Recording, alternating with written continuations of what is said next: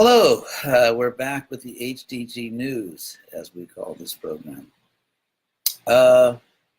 Today, I thought I would talk about one of the main stories in the United States for the last several days, which is the Hurricane Florence, which is now a huge tropical storm. It's battering the Carolinas, North and South Carolina. 8 people have died.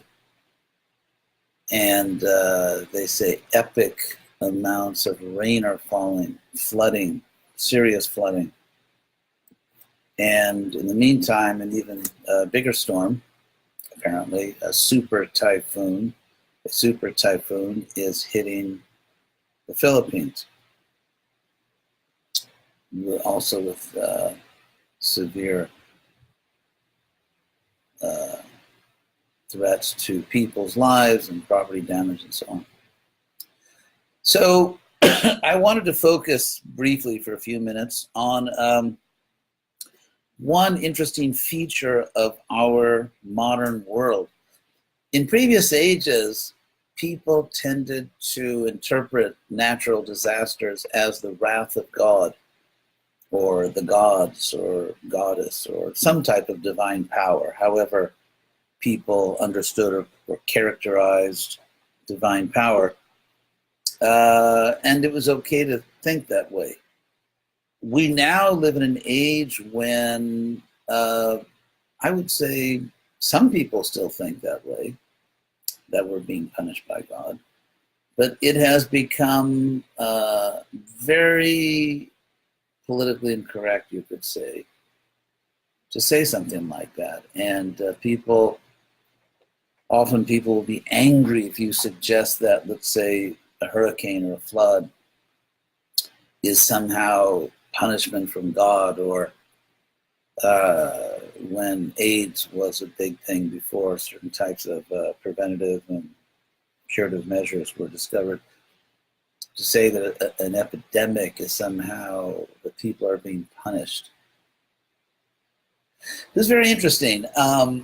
Why is it that in the modern world it is considered to be often insensitive, rude, offensive, disgusting to suggest that, let us call this, just for the sake of our discussion, innocent suffering cannot be punishment from above? And by that I mean, let's say someone just does something bad, like someone commits a crime, and then they're caught and they're punished for it. So people say, well, you did that, and now you're paying the price. Or, for example, someone smoked cigarettes and then got some form of cancer, and people say, well, the person brought it on themselves. Or someone was reckless in their financial management. They made very poor, stupid investments. So there's all kinds of activities where we can trace that, okay, you did this, and then that happened to you, and that is the natural consequence of this. So you brought this on yourself.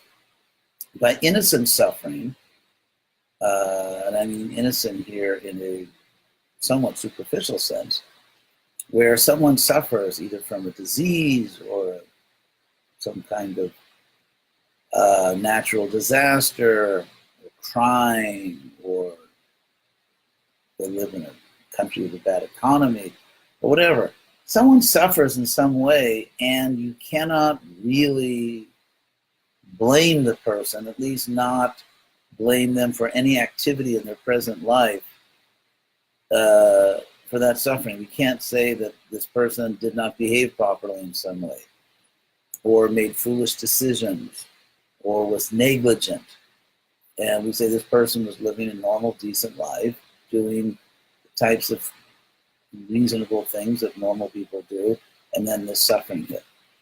And so if someone is behaving within reasonable boundaries and then encounters some very significant suffering, problem, the loss of a loved one, then there's tremendous opposition to saying that somehow this was karma or this was God. In fact, so much opposition that this is practically the main argument given against God. I would say probably the primary atheistic argument is the argument from evil, in the sense that if God knows everything, God knows how much suffering there is. If God is good, God wants to alleviate people's suffering, and if God is all powerful, then God is able to stop their suffering. So if you know there's a problem, you want to stop the problem, and you're able to stop the problem, you stop the problem.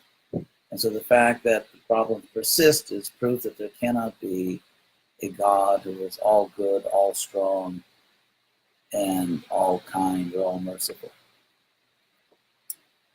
Of course, this argument is severely weakened if we bring in the idea of reincarnation.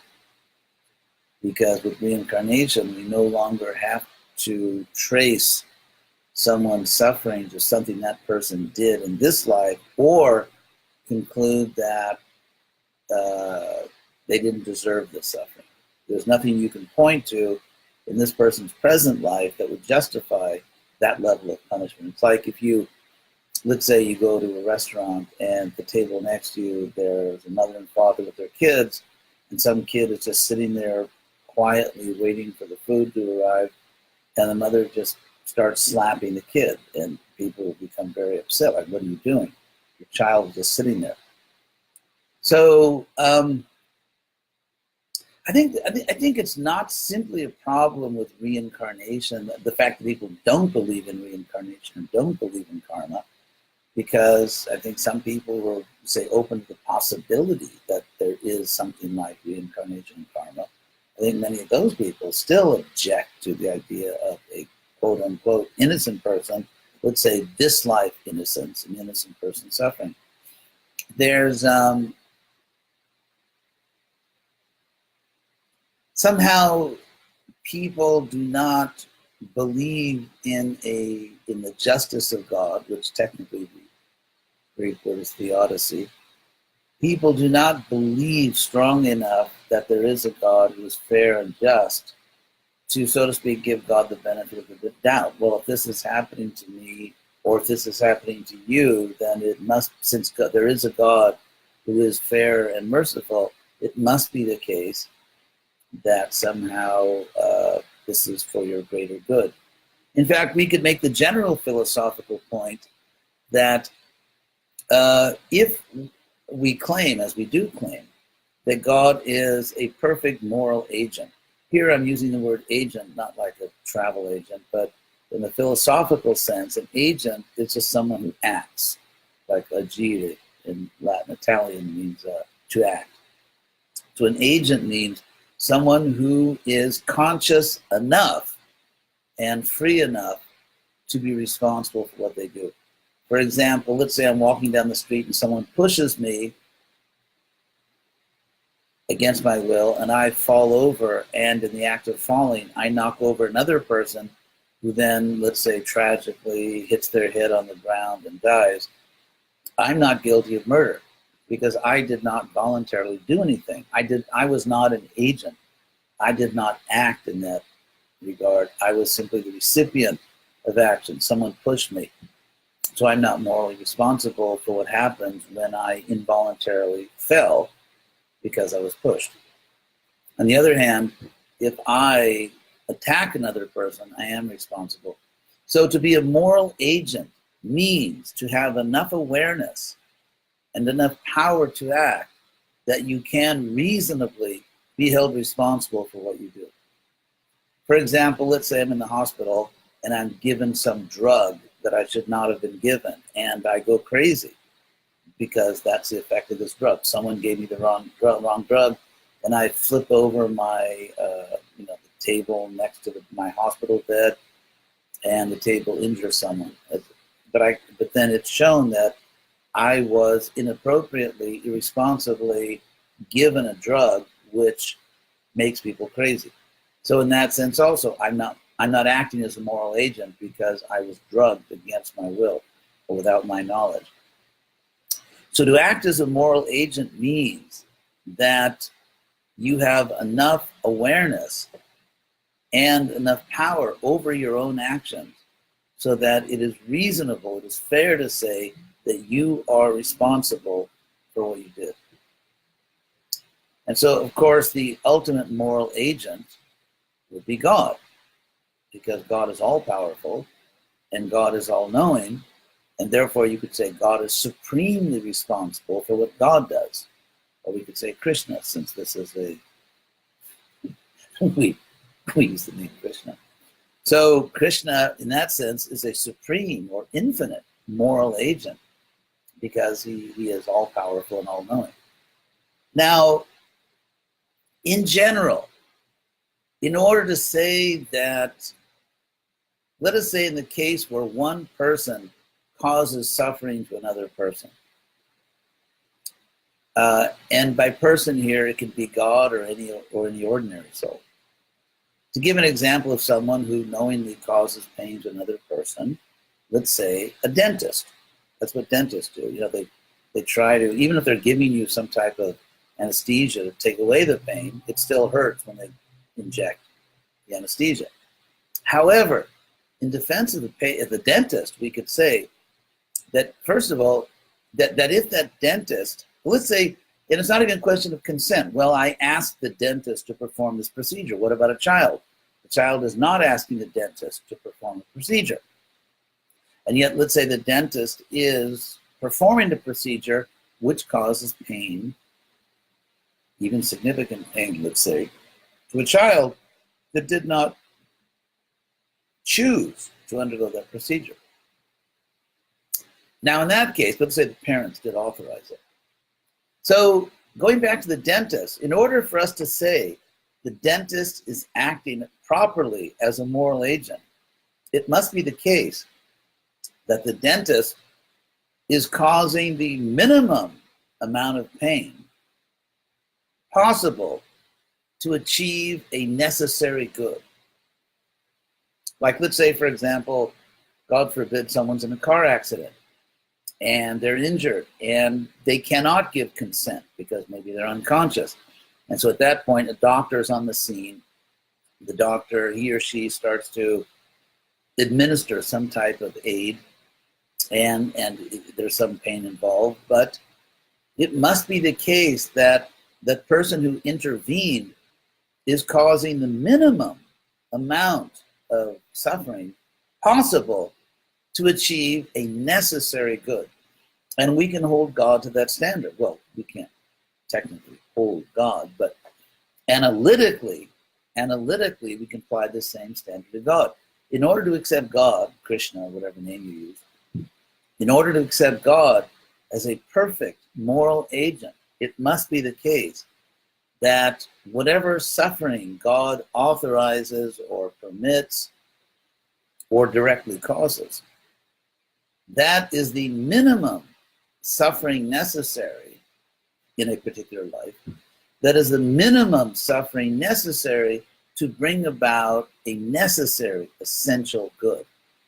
So that, in other words, someone needs to be enlightened about something because they're really headed for a terrible destination. And so it's not simply that the person is suffering, but that person could not have suffered less and still saved their soul. I mean, you can give the argument, just like, for example, if someone's gone mad, and in certain cases, the state intervenes. The state has a legal right to intervene when someone is judged to be incapable of taking care of themselves because they've gone mad. And so we could say that analogously, that if someone is so much in Maya, so much overcome by lust or greed or the bodily concept of life, they're literally incapable of judging their own self-interest. In fact, that's the term used often in Bhagavatam, matta or pramatta, to be mad, to be crazy. And so that time God intervenes, and according to that person's karma, applies the minimum suffering necessary, no matter how horrible it looks to us, is actually the minimum suffering necessary to bring about what is ultimately an essential good. And this is how we could judge essential good. We could say that once that person comes to their senses, that person coming back to a rational state would agree that yes, that had to be done. So if the person themselves agrees when they come back to a rational state, I'm glad they did that. I'm glad when I collapsed on the street with a heart attack, I'm glad the doctor intervened and did this or that. And so if a soul agrees to that this was the minimum necessary, that's one way of understanding that God or Krishna has acted as a perfect moral agent. So getting back to the point of the flooding, Hurricane Florence, or that super typhoon in the Philippines, people do not have that faith right now. People do not have that realization of that faith that God is acting as a perfect moral agent, and that somehow, as they say in Spanish, no hay mal que por bien no venga, there's no evil that doesn't come for some good. And so that, therefore, because people simply don't understand, do not have the level of spiritual realization, not just faith, they do not have sufficient spiritual realization, knowledge, understanding of God or of life, to understand that these sufferings are somehow ultimately for greater good. And people interpret that attitude to be somehow indicative that I don't care about people, I'm whimsical about their suffering, and so on. It's really not that at all. It's really being very concerned about the ultimate suffering of these people. Anyway, those are some of the points which inevitably come up when we see terrible suffering in this world, which we basically see every day if you read the news or watch the news. And so it's not easy to convince people in general that God is a perfect moral agent and that this applies to activities, events that go on in this world under the eye of God. Krishna says, that nature is moving under my direction. So to understand all these things, the infinite goodness and justice of God, karma, reincarnation, you have to really understand a lot of things to get this. So that's one way of looking at this news and how people are responding to the news. So thank you very much. This was the HDG news, and I hope to see you tomorrow. Hare Krishna.